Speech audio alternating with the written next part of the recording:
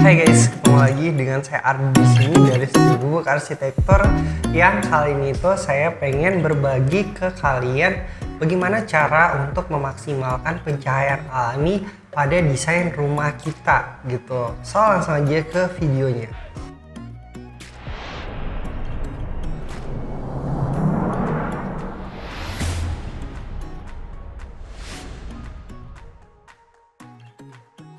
Untuk tips yang pertama adalah buatlah skylight ya. Jadi ini adalah alternatif ke kalian ketika misalnya rumah kalian itu berada di kompleks perumahan atau BTN. Karena di kompleks perumahan ini tuh mepet-mepet gitu. Kiri kanannya itu pasti bakal sempit banget.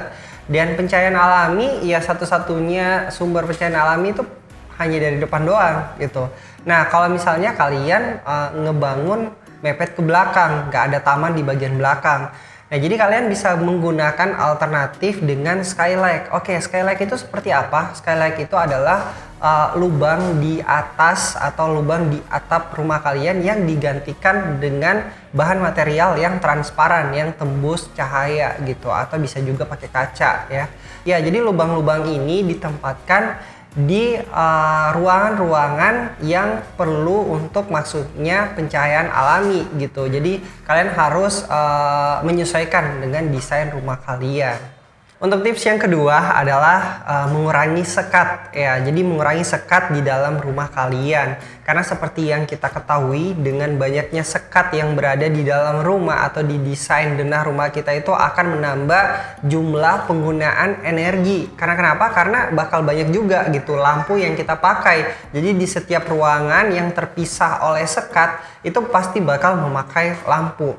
Nah, kalau untuk alternatifnya ya, untuk memisah antara ruangan satu dan ruangan yang lain, kalian bisa pakai kaca buram, kaca transparan juga kalian bisa pakai. Terus kalian juga bisa pakai rak-rak buku gitu ya. Itu juga sebagai penambah estetika di dalam interior rumah kalian ya. Jadi intinya kurangi sekat di dalam interior rumah kita kalau maunya untuk memaksimalkan pencahayaan alami di rumah kita. Tips yang ketiga adalah gunakan glass block ya, atau aplikasikan glass block. Nah, glass block ini adalah sebuah material yang tidak tembus pandang atau tidak tembus view ya dari luar ke dalam gitu. Namun cahaya bisa maksimal masuk ke dalam rumah kita. Oke, untuk aplikasi dari glass block ini itu pada ruangan-ruangan tertentu atau ke orang-orang yang memiliki tingkat privasi yang tinggi. Ya, seperti yang kita ketahui bahwa menggunakan jendela ya bisa juga gitu kan, masuk cahaya, masuk udara. Cuman untuk beberapa orang atau ada yang namanya desain rumah itu kan terbagi menjadi beberapa golongan gitu.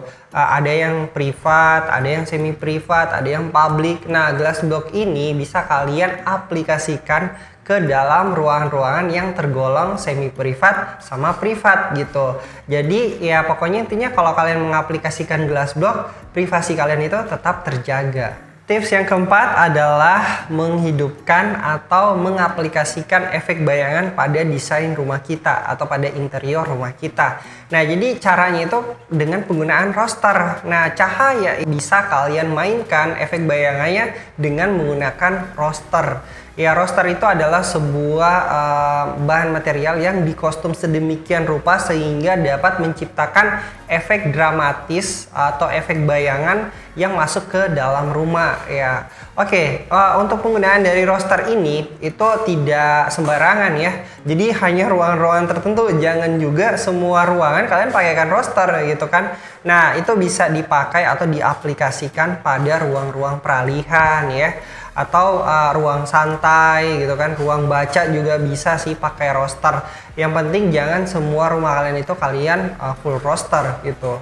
Yang kelima adalah penggunaan ventilasi ya. Jadi maksimalkan ventilasi di rumah kalian juga untuk pencahayaan alami. Oke, seperti yang kita ketahui bahwa ventilasi itu adalah sumber masuknya udara ya, atau sumber sirkulasi udara. Namun fungsi lain dari ventilasi, kalau misalnya kalian pengen memasukkan banyak cahaya juga, kalian bisa mengatur dimensi yang lebih besar ke ventilasi rumah kalian gitu. Jadi maksimalkanlah ventilasi rumah kalian seperlunya ya. Jadi kalian pertimbangkan dulu apakah kira-kira bisa gitu kan dimaksimalkan pencahayaan alaminya lewat ventilasi, atau bisa diaplikasikan ke alternatif-alternatif lain ya. Jadi intinya pertimbangkan dulu gitu.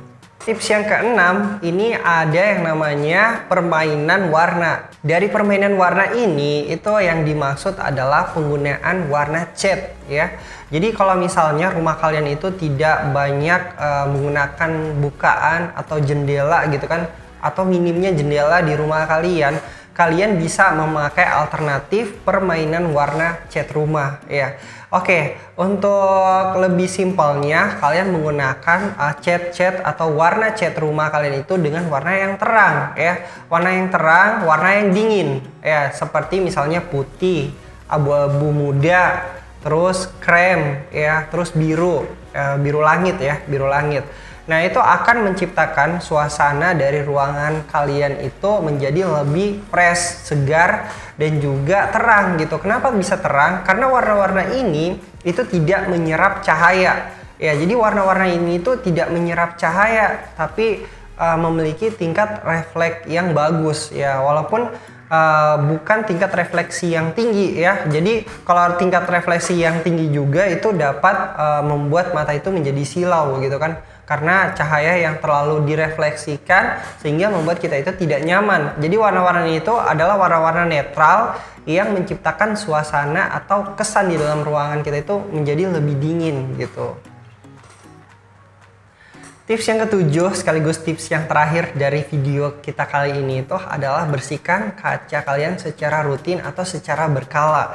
Saya yakin pasti teman-teman yang ada di rumah yang nonton video ini tuh paling malas banget gitu untuk membersihkan kaca secara berkala. Ya paling enggak 6 bulan sekali atau setahun sekali gitu.